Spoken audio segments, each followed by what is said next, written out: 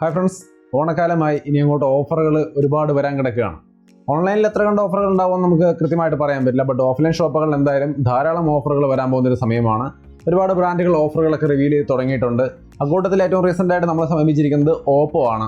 ഓപ്പോയുടെ ഓഫറുകൾ എന്തൊക്കെയാണെന്നുള്ളതാണ് നമ്മൾ ഇന്നത്തെ വീഡിയോയിൽ പറയാൻ പോകുന്നത്. ഒപ്പം തന്നെ ഓപ്പോ കുറച്ച് നാൾ മുൻപ് ലോഞ്ച് ചെയ്തൊരു ഫോണാണ് ഓപ്പോ F15. നമ്മൾ അതിൻ്റെ ഒരു വീഡിയോ ഒക്കെ ചെയ്തിരുന്നു. ഓഫ്ലൈൻ ഷോപ്പിൽ നിന്നും ഓൺലൈനിൽ നിന്നും ഒരുപോലെ വാങ്ങിക്കാൻ കഴിയുന്ന ഒരു മികച്ച ഫോൺ എന്ന രീതിയിലുള്ള ഒരു കാര്യങ്ങളാണ് നമ്മൾ അന്ന് ആ വീഡിയോയിൽ പറഞ്ഞിരുന്നത്. ഇന്നിപ്പോൾ അതിൻ്റെ ഒരു കുറഞ്ഞ വേരിയൻറ്റ് പുതിയതായിട്ട് ഈ ഓണവുമായി ബന്ധപ്പെട്ട് അവർ ഇറക്കിയപ്പോൾ അതിൻ്റെ ഒരു യൂണിറ്റ് അവർ നമുക്ക് അയച്ചു തരികയുണ്ടായി. നമുക്ക് ഇന്ന് ഇതിൻ്റെ ഒരു അൺബോക്സിങ് കാര്യങ്ങളും നോക്കാം. ഒപ്പം തന്നെ അവരുടെ ഓഫറുകൾ എന്തൊക്കെയാണ് ഓണവുമായി ബന്ധപ്പെട്ട് വരുന്നത് എന്നുള്ള കാര്യവും നമുക്ക് ഈ വീഡിയോയിൽ തന്നെ പറയാം. ഓഫർ ഈ ഒരു ഫോണിന് മാത്രമല്ല കേട്ടോ, എല്ലാ ഫോണുകൾക്കും, ഓപ്പോയുടെ ഒരുപാട് ഫോണുകൾക്കും ഈ ഓഫറുകളുണ്ട്. അതിൻ്റെ കാര്യങ്ങൾ എന്തൊക്കെയാണെന്ന് ഞാൻ വിശദമായിട്ട് പറയാം. അപ്പോൾ നിങ്ങൾക്ക് മാത്രമല്ല, നിങ്ങൾ സുഹൃത്തുക്കൾക്ക് വീഡിയോ ഷെയർ ചെയ്ത് കൊടുക്കുക. ഓഫറുകൾ എല്ലാവരിലേക്കും എത്തട്ടെ. അപ്പോൾ നമുക്ക് ആദ്യം ഈ ഓപ്പോ F15 ഒരു അൺബോക്സിംഗ് ഒന്ന് നോക്കാം. അത് കഴിഞ്ഞിട്ട് ഓഫറുകളുടെ കാര്യം ഞാൻ പറയാം.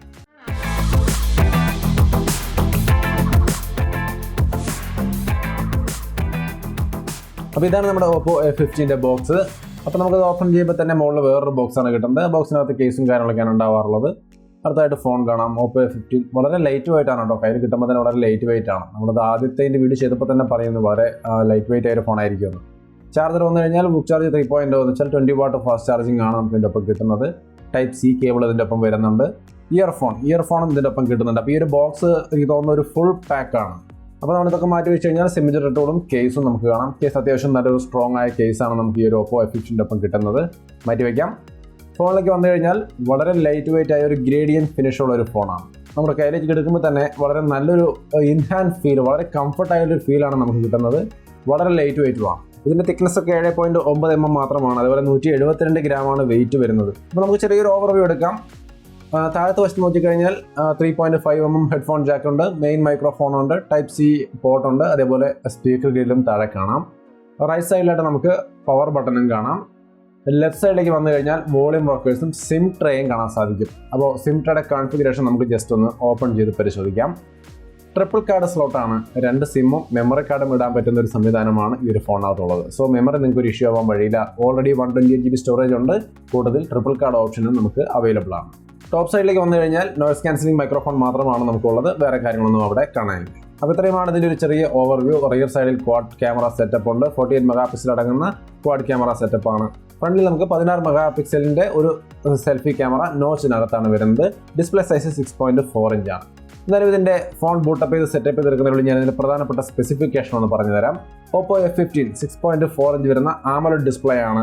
90.7% സ്ക്രീൻ ടു ബോഡി റേഷ്യോ ഉണ്ട്. 20:9 ആണ് ഇതിൻ്റെ ആസ്പെക്ട് റേഷ്യോ വരുന്നത്. മീഡിയാടെക്കിൻ്റെ ഹീലിയോ P70 ആണ് പ്രൊസസർ. Mali G72 ആണ് GPU വരുന്നത്. കളറോയെ 6.1.2 ആണ്. ബേസ്ഡ് ഓൺ ആൻഡ്രോയിഡ് 9 ആണ്. റാം 4GB റാം ഉണ്ട്, 8GB റാം ഉണ്ട്. അതേപോലെ തന്നെ സ്റ്റോറേജ് നോക്കിയാൽ 128 GB വരുന്നുണ്ട്. അതേപോലെ സ്റ്റോറേജ് നോക്കിക്കഴിഞ്ഞാൽ 128 GB ആണ് വരുന്നത് രണ്ട് മോഡലിലും. റിയർ ക്യാമറ സെറ്റപ്പ് നോക്കിയാൽ 48 MP മെയിൻ ക്യാമറയും 8 MP wide angle camera, 2 MP macro lens, 2 MP depth sensor. ഇത്രയുമാണ് ക്വാഡ് ക്യാമറ റിയർ സൈഡിലെ. ഫ്രണ്ട് ക്യാമറ 16 MP ആണ്. Battery 4000 mAh. ബുക്ക് ചാർജ് 3.0 ആണ് സപ്പോർട്ട് ചെയ്യുന്നത്. പ്രൈസ് നോക്കിയാൽ ഓപ്പോ F15 പ്രൈസ് ഈ നമ്മുടെ കയ്യിലിരിക്കുന്ന variant 4GB Ram 128 GB storage ആണ്. അതിന് 16,990 രൂപയാണ് വില വരുന്നത്. 8GB റാം 128 GB സ്റ്റോറേജിന് 18,990 ആണ് വില വരുന്നത്. അപ്പോൾ ഇത്രയുമാണ് ഇതിൻ്റെ പ്രധാനപ്പെട്ട സ്പെസിഫിക്കേഷൻ. നമ്മൾ ഫോൺ ബൂട്ടപ്പ് ചെയ്ത് സെറ്റപ്പ് ചെയ്തെടുത്തിട്ടുണ്ട്. നിങ്ങൾക്ക് ഇവിടെ കാണാം. കളറോയ് 6 ഒരു UI ആണ് നിങ്ങൾക്ക് ഇവിടെ കാണാൻ സാധിക്കുന്നത്. നിങ്ങൾക്ക് ഇതിൻ്റെ മോഡൽ സെറ്റപ്പ് ഒക്കെ കണ്ടു കഴിഞ്ഞാൽ ഈസി ആയിട്ട് മനസ്സിലാവും. കളറോയ് 6 ആണിത്. 7ന്റെ അപ്ഡേറ്റ് ഉടൻ തന്നെ വരുന്നുണ്ട്. ഓൾറെഡി റോൾ ഔട്ട് തുടങ്ങി കഴിഞ്ഞു ഇന്ത്യയിൽ. ഈ ഒരു മോഡലിലേക്കുള്ള, എൻ്റെ കയ്യിലേക്ക് ഈ മോഡലിലേക്കുള്ള അപ്ഡേറ്റ് സെറ്റ് ആയിട്ടില്ല എന്നാണ് അവരുമായിട്ട് സംസാരിച്ച് പറയാൻ കഴിഞ്ഞത്. അപ്പോൾ ഇതാണ് ഇതിൻ്റെ ഒരു ആപ്പ് ഡ്രോയിങ് കാര്യങ്ങളൊക്കെ. ധാരാളം ആപ്ലിക്കേഷൻസ് ഒക്കെ ഉണ്ട്. ധാരാളം വെച്ചാൽ കുറച്ച് ആപ്ലിക്കേഷനൊക്കെ കാണുന്നുണ്ട്. നമുക്ക് ഇതിനകത്ത് ആവശ്യമില്ലാത്ത ആപ്ലിക്കേഷനൊക്കെ അൺഇൻസ്റ്റാൾ ചെയ്ത് കളയാൻ വേണ്ടി സാധിക്കും. അതിങ്ങനെ ജസ്റ്റ് ഹോൾഡ് ചെയ്ത് പിടിച്ചുകൊണ്ട് ഈസി ആയിട്ട് നിങ്ങൾക്ക് അൺഇൻസ്റ്റാൾ ചെയ്ത് കളയാം. ആവശ്യമില്ലാത്ത ആപ്ലിക്കേഷനുകൾ കുറേ എണ്ണമൊക്കെ അൺഇൻസ്റ്റാൾ ചെയ്യാൻ പറ്റുന്നൊരു സംവിധാനമാണ് ഇതിനകത്ത് വരുന്നത്. ഇനി നമുക്കിതിൻ്റെ എബൌട്ട് സെക്ഷൻ ഒന്ന് ജസ്റ്റ് പോയി നോക്കി കഴിഞ്ഞാൽ ഇതിൻ്റെ പ്രധാനപ്പെട്ട കാര്യങ്ങൾ എന്തൊക്കെയാണെന്നുള്ളത് അവിടെ നമുക്ക് കാണാൻ സാധിക്കും. എബൌട്ട് സെക്ഷനിലേക്ക് എത്താം. എബൌട്ട് സെക്ഷനിലേക്ക് എത്തുമ്പോൾ ഡിവൈസ് നെയിം ഓപ്പോ F15 കാണാം. മോഡൽ നമ്പറും കാര്യങ്ങളും കൊടുത്തിട്ടുണ്ട്. കളർവൈസ് വെർഷൻ നമുക്ക് കാണാം. അതേപോലെ തന്നെ ആൻഡ്രോയിഡ് വെർഷൻ 9 ആണ് കാണിക്കുന്നത്. 128 GB സ്റ്റോറേജിൽ 107 GB കസ്റ്റമർക്ക് അവൈലബിൾ ആണ്. അപ്പോൾ ഇങ്ങനെയാണ് ഇതിൻ്റെ പ്രധാനപ്പെട്ട കാര്യങ്ങളൊക്കെ വരുന്നത്. സെക്യൂരിറ്റി പാച്ച് ലെവൽ നോക്കിയാൽ ജൂലൈ ആണ് കിടക്കുന്നത്. അപ്പോൾ കുറേ കൂടി ലേറ്റസ്റ്റ് ആയ സെക്യൂരിറ്റി പാച്ച് അപ്ഡേറ്റും ഒക്കെ ആയിട്ടാണ് ഈ ഒരു ഫോൺ വരുന്നത്. അതേപോലെ തന്നെ സോഫ്റ്റ്വെയർ അപ്ഡേറ്റിൻ്റെ ഭാഗം നോക്കിക്കഴിഞ്ഞാൽ വലിയ കാര്യമായ വ്യത്യാസമൊന്നുമില്ല. 6 തന്നെയാണ് കാണിക്കുന്നത്. ഇനി ഇതിൻ്റെ സാർ വാല്യൂം കാര്യങ്ങൾ നോക്കിക്കഴിഞ്ഞാൽ 1.20 ആണ്. അതേപോലെ ബോഡി സാർ വാല്യൂ ആണെങ്കിൽ 55 ആണ്, 0.55 ആണ് നിൽക്കുന്നത്. സോ അതൊക്കെ ലിമിറ്റിൻ്റെ അകത്ത് തന്നെയാണ് നമുക്ക് കാണാൻ സാധിക്കുന്നത്. ഇതിൻ്റെ ഡിസ്പ്ലേ AMOLED ഡിസ്പ്ലേ ആണ്, അതുകൊണ്ട് തന്നെ നല്ലൊരു വ്യൂവിംഗ് എക്സ്പീരിയൻസ് നമുക്ക് കിട്ടും. അതിൻ്റെ ഒപ്പം തന്നെ ഇത് വൈഡ് ബാൻഡ് L1 സർട്ടിഫൈഡ് ആണ്. സോ ആമസോണിൽ നെറ്റ്ഫ്ലിക്സിൽ ഒക്കെ നിങ്ങൾക്ക് HD കണ്ടന്റുകൾ സ്ട്രീം ചെയ്ത് കാണാൻ സാധിക്കുന്ന ഒരു സംവിധാനവും ഇതിനകത്തുണ്ട്. ക്യാമറ ടു API ലെവലൊക്കെ നോക്കിയാൽ ലെവൽ 3 ഇല്ല, ഫുള്ള് മാത്രമേ ഉള്ളൂ. സോ അതിൻ്റെതായ ഒരു ലിമിറ്റേഷൻ നിങ്ങൾക്ക് ഈ പറയുന്ന ഗൂഗിൾ ക്യാമറ പോലുള്ള സംഭവങ്ങൾ ഉപയോഗിക്കാൻ വേണ്ടിയിട്ട് ചിലപ്പോൾ ബുദ്ധിമുട്ടുണ്ടാക്കും. ഇനി ഇതിൻ്റെ ക്യാമറ ഇൻ്റർഫേസിലേക്ക് വന്നാൽ നമ്മൾ യൂഷ്വലായിട്ട് കണ്ടുവരുന്ന ഓപ്പോ ക്യാമറ ഇൻ്റർഫേസ് തന്നെയാണ്. മെനുവിനകത്ത് കുറച്ചധികം ഓപ്ഷൻസ്, നൈറ്റ് മോഡ്, പനോരമ അങ്ങനെയുള്ള സംഭവങ്ങളൊക്കെ, സ്ലോ മോഷനൊക്കെ നമുക്ക് മെനുവിനകത്താണ് കാണുക. ബാക്കി വീഡിയോ ഫോട്ടോസ് മാത്രമായിരിക്കും പുറത്തുണ്ടായിരിക്കുക. ഇതിൻ്റെ video resolution capacity, recording capability ഒക്കെ നോക്കിയാൽ 4K ഒന്നും സപ്പോർട്ട് ചെയ്യുന്നില്ല. ഫുൾ HD ആ രണ്ട് റെസൊല്യൂഷൻ മാത്രമാണ് നമുക്ക് ഇതിനകത്ത് അവൈലബിൾ ആയിട്ടുള്ളത്. ഇനി നമുക്ക് ഇതിൻ്റെ ക്യാമറ സാമ്പിളുകൾ ഒന്ന് പരിശോധിക്കാം. ഈ ഒരു സമയത്ത് Oppo F15 എടുക്കുകയാണെങ്കിൽ നിങ്ങൾക്ക് എത്ര നല്ല ക്യാമറ പെർഫോമൻസ് ആണ് ഇതിനകത്ത് കിട്ടുക എന്നുള്ള കാര്യം ഒന്ന് കണ്ടു നോക്കാം. ഇതൊരു മെയിൻ ക്യാമറ ഇമേജ് ആണ്. ഓവറോൾ നല്ല ക്വാളിറ്റിയാണ്. ക്ലൗഡ്സും കാര്യങ്ങളൊക്കെ നോക്കിക്കഴിഞ്ഞാൽ നല്ല ഡീസൻ്റ് ആയിട്ട് കാണാം. ഒപ്പം തന്നെ ഫ്രണ്ടിലുള്ള തെങ്ങിൻ്റെയും കാര്യങ്ങളൊക്കെ നോക്കിയാൽ നല്ല ഡീറ്റെയിൽസുകളും കാര്യങ്ങളൊക്കെ ഉണ്ട്. നല്ല ഓവറോൾ ക്വാളിറ്റിയിൽ തന്നെ നമുക്ക് ഇമേജുകൾ ക്യാപ്ചർ ചെയ്ത് കിട്ടുന്നുണ്ടെന്നുള്ളതാണ് നമുക്ക് മനസ്സിലാവുന്നത്. ഒന്നിലധികം ഇമേജുകൾ ആഡ് ചെയ്യുന്നുണ്ട്. നിങ്ങൾക്ക് ഇവിടെ പലതും കണ്ട് കാര്യങ്ങൾ കുറച്ചുകൂടി വ്യക്തമായിട്ട് മനസ്സിലാക്കാം. ചില സുഹൃത്തുക്കൾ കമൻറ്റ് ചെയ്യുന്നത് കണ്ടു, നമുക്ക് ഈ തെങ്ങും ഇതൊക്കെ തന്നെ മതി, കുറച്ചുകൂടി വെറൈറ്റി ആയിട്ടുള്ള ലൊക്കേഷനൊക്കെ വേണമെന്നൊക്കെ പറഞ്ഞുകൊണ്ട് കമൻറ്റ് ഞാൻ കണ്ടായിരുന്നു. പക്ഷേ ലോക്ക്ഡൗൺ ആണ്, എന്താ പറയുക, കണ്ടെയ്ൻമെൻറ്റ് സോണിലൊക്കെ ആയിരുന്നു നമുക്ക് പുറത്ത് പോകാനൊന്നും നിവൃത്തിയില്ല. അതുകൊണ്ട് റിവ്യൂസൊക്കെ കഴിവതും ഇതുപോലുള്ള സ്ഥലങ്ങളിൽ തന്നെ തൽക്കാലം അഡ്ജസ്റ്റ് ചെയ്യുകയാണ്. ഇത് മാറിക്കഴിഞ്ഞാൽ നമ്മൾ വീണ്ടും നല്ല അഡ്വാൻസ്ഡ് ആയ കുറച്ചുകൂടി ബെറ്റർ ആയ ഏരിയകളിലൊക്കെ പോയി നല്ല ഇമേജുകളൊക്കെ നമ്മൾ തീർച്ചയായിട്ടും ഷെയർ ചെയ്യുന്നതായിരിക്കും. തൽക്കാലം കുറച്ച് നാളത്തേക്ക് എന്തായാലും ഈ രീതിയിലൊക്കെ തന്നെ നമുക്ക് മുൻപോട്ട് പോകേണ്ടി വരും. ഇനി നമുക്ക് കുറച്ച് ഹ്യൂമൻ സബ്ജക്റ്റിലേക്ക് വരാം. ഒന്നിലധികം ഇമേജുകൾ നിങ്ങൾക്ക് ഇവിടെ കാണാം. ഓവറോൾ ഒരു ഗുഡ് ക്വാളിറ്റി ഇമേജുകൾ തന്നെയാണ് കിട്ടുന്നത്. സോ നിങ്ങൾക്ക് ഈ ഒരു ഫോൺ എടുത്താൽ ഈ തരത്തിലുള്ള ഒരു റിസൾട്ട് ആയിരിക്കും കിട്ടുക. നിങ്ങൾക്കിത് ഓക്കെ ആണോ എന്നുള്ള കാര്യം നിങ്ങൾ തന്നെ കണ്ടു നോക്കി മനസ്സിലാക്കുക. നല്ല ലൈറ്റ് ഉള്ളപ്പോൾ നല്ലൊരു ഓവറോൾ ക്വാളിറ്റി നമുക്ക് ഇതിനകത്ത് കിട്ടുന്നുണ്ട്. സെൽഫി ക്യാമറയിലേക്ക് വന്നു കഴിഞ്ഞാൽ ഈ ഒരു ക്വാളിറ്റി ആയിരിക്കും നിങ്ങൾക്ക് കിട്ടുക. എന്തായാലും നല്ലൊരു ഡീസൻറ്റ് ക്വാളിറ്റി തന്നെയാണ്. ബാക്ക്ഗ്രൗണ്ട് ബ്ലർ ആക്കുന്ന പോർട്രേറ്റ് മോഡലും കാര്യങ്ങളിലും ഒക്കെ ഓവറോൾ ഒരു ഗുഡ് ക്വാളിറ്റി പെർഫോമൻസ് തന്നെ നമുക്ക് ഈ ഒരു റേഞ്ചിൽ ഈ ഒരു ഫോണിനകത്ത് കിട്ടുന്നുണ്ട്. സോ ഒപ്പോടെ ഫോണുകൾ ഓൾറെഡി നമുക്കറിയാം ക്യാമറ അവരോട്ട് മോശമല്ല. അപ്പോൾ ആ ഒരു റിസൾട്ട് നമുക്ക് ഇവിടെ കാണാൻ സാധിക്കുന്നുണ്ട്. നല്ല ലൈറ്റ് ഉള്ളപ്പോൾ നല്ല കിടിലൻ ക്ലാരിറ്റി തന്നെ ഫോണുണ്ട്. അപ്പോൾ ഇതാണ് ഇതിൻ്റെ സെൽഫി ക്യാമറയുടെ ഒരു ക്വാളിറ്റി എന്ന് പറയുന്നത്. പോർട്രേറ്റ് മോഡ് നോക്കിയാലും എഡ്ജ് ഡിറ്റക്ഷൻ ഒന്നും കാര്യമായ പാകപ്പിഴകളൊന്നും കാണാനില്ല. മെയിൻ ക്യാമറയുടെ 1-2 ഇമേജ് കൂടി നല്ലൊരു ക്വാളിറ്റിയും ഡീറ്റെയിൽസ് ലെവലും ഒക്കെ നമുക്ക് ഇതിനകത്ത് കിട്ടുന്നുണ്ട്. നല്ല ഒരു ഡൈനാമിക് റേഞ്ചും കാര്യങ്ങളും ഉണ്ട്. എന്നെ സംബന്ധിച്ച് ഓക്കെയാണ്. ഡൈലൈറ്റിലും നല്ല പെർഫോമൻസ് തന്നെയാണ് ഈ ഒരു ഫോൺ തരുന്നത്. യാതൊരു ഇഷ്യൂസും ഇല്ല. സോ നിങ്ങൾക്കിത് ഓക്കെ ആണെന്നുള്ള കാര്യം നിങ്ങൾ തന്നെയാണ് അനലൈസ് ചെയ്യേണ്ടത്. പ്രത്യേകിച്ചും ഷോപ്പിൽ നിന്നൊക്കെ ചെന്ന് വാങ്ങിക്കാൻ കഴിയുന്ന തരത്തിലുള്ളൊരു ഫോൺ ഇറങ്ങുമ്പോൾ നമുക്ക് അതിൽ കിട്ടാവുന്ന ഒരു ബെസ്റ്റ് ക്വാളിറ്റി തന്നെയാണെന്നാണ് എനിക്ക് തോന്നുന്നത്. നിങ്ങളുടെ അഭിപ്രായങ്ങൾ തീർച്ചയായിട്ടും കമൻറ്റായിട്ട് ഷെയർ ചെയ്യും. ഇനി നമ്മൾ 1-2 വീഡിയോ സാമ്പിളൊന്ന് കണ്ടു നോക്കാം. ഇതാണ് ഇതിൻ്റെ മെയിൻ ക്യാമറയുടെ ഒരു വീഡിയോ ക്വാളിറ്റി എന്ന് പറയുന്നത്. ഒരു നോർമൽ യൂസർ എന്ന രീതിയിൽ നിങ്ങളിത് വാങ്ങിക്കാൻ പോകുമ്പോൾ നിങ്ങൾക്ക് ഈ ഒരു ക്വാളിറ്റി മതിയോ എന്നുള്ളത് ക്ലിയർ ആയിട്ട് കണ്ട് തന്നെ കാര്യങ്ങൾ മനസ്സിലാക്കാം. ഈ ഒരു ക്യാമറയെ സംബന്ധിച്ച് ഫുൾ HD വീഡിയോ റെക്കോർഡിംഗ് ആണ് മാക്സിമം. 4K ഒന്നും സപ്പോർട്ട് ചെയ്യുന്നില്ല. അപ്പോൾ ഈ ഒരു രീതിയിലുള്ളൊരു ക്വാളിറ്റി നിങ്ങൾക്ക് ഇതിനകത്ത് നിന്ന് കിട്ടും. അതുപോലെ ഇതിൻ്റെ സ്റ്റെബിലൈസേഷൻ ലെവൽ ഈ കാണുന്ന തരത്തിലാണ്. അപ്പോൾ ഇത് മതിയോ എന്നുള്ള കാര്യം നിങ്ങൾ തന്നെ അനലൈസ് ചെയ്ത് നോക്കുക. സെൽഫി ക്യാമറയുടെ ഒരു വീഡിയോ ക്വാളിറ്റിയാണ് ഇവിടെ കാണുന്നത്. ഓവറോൾ ഒരു നല്ല ക്വാളിറ്റി ആണെന്നാണ് എനിക്ക് തോന്നുന്നത്. ഇതിൻ്റെ മൈക്കിനെ നിങ്ങൾ ഡിപ്പെൻഡ് ചെയ്യാൻ ശ്രമിച്ചാൽ നിങ്ങൾക്ക് എങ്ങനെയുണ്ടാവും ആ ഓഡിയോ ക്വാളിറ്റി എന്നുള്ളത് നിങ്ങൾക്ക് ഇവിടെ ഒന്ന് കേട്ട് നോക്കാം. പിന്നെ ഈ ഒരു വീഡിയോയുടെ ക്യാമറ റിവ്യൂവും കാര്യങ്ങളൊന്നും സെപ്പറേറ്റ് ചെയ്യാതെ ഇവിടെ തന്നെ ഞാൻ ഇത്രയും ഡീറ്റെയിൽഡ് ആയിട്ട് പറയുന്നതിൻ്റെ കാരണം ഇത് ഓൾറെഡി ഇത്തിരി ഓൾഡ് ആണ്. നമ്മളതിൻ്റെ കാര്യങ്ങളൊക്കെ അന്ന് ലോഞ്ച് ചെയ്തപ്പോൾ തന്നെ പറഞ്ഞിട്ടുള്ളതാണ്.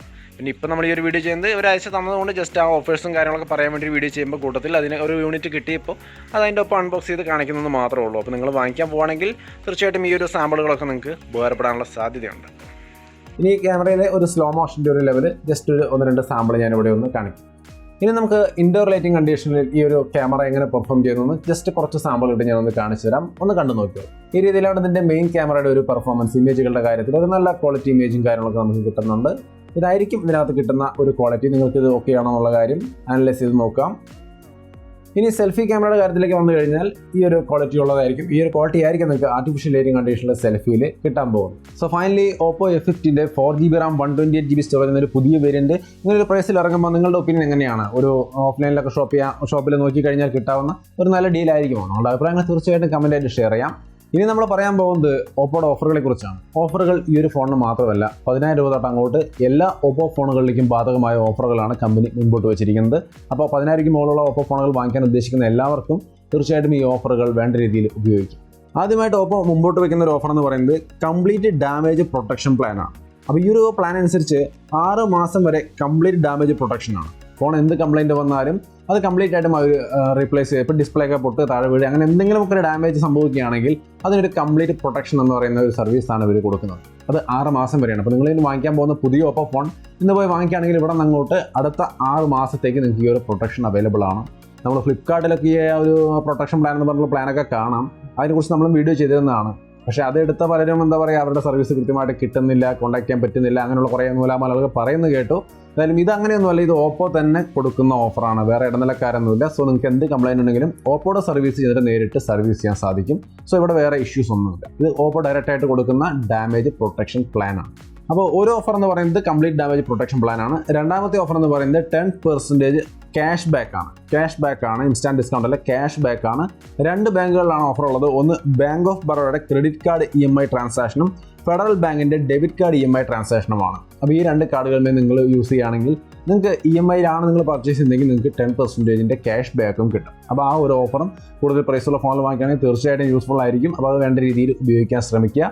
കടയിൽ കൃത്യമായിട്ട് ചോദിക്കുക, എമൗണ്ട് എത്രയാണെന്നോട് കൃത്യമായി ചോദിച്ച് മനസ്സിലാക്കിയിട്ട് മാത്രം പർച്ചേസ് ചെയ്യുക. ഓൺലൈനിൽ നിന്നാണ് പർച്ചേസ് ചെയ്യുന്നതെങ്കിൽ ടേംസ് ആൻഡ് കണ്ടീഷൻസ് വായിച്ച് നോക്കിയിട്ട് മാത്രം പർച്ചേസ് ചെയ്യുക. എന്തായാലും ഈ പറയുന്ന 10% ക്യാഷ് ബാക്ക് ഈ പറഞ്ഞ ബാങ്കുകളുടെ കാർഡുകളിൽ മേലെ നമുക്ക് കിട്ടാൻ സാധ്യതയുണ്ട്. ഇനി അടുത്തൊരു കാര്യം എന്ന് പറയുന്നത് നോ കോസ്റ്റ് EMI ആണ്. നോ കോസ്റ്റ് EMI നമുക്ക് എല്ലാ ബാങ്ക് ക്രെഡിറ്റ് ആൻഡ് ഡെബിറ്റ് കാർഡുകളിലും കിട്ടും.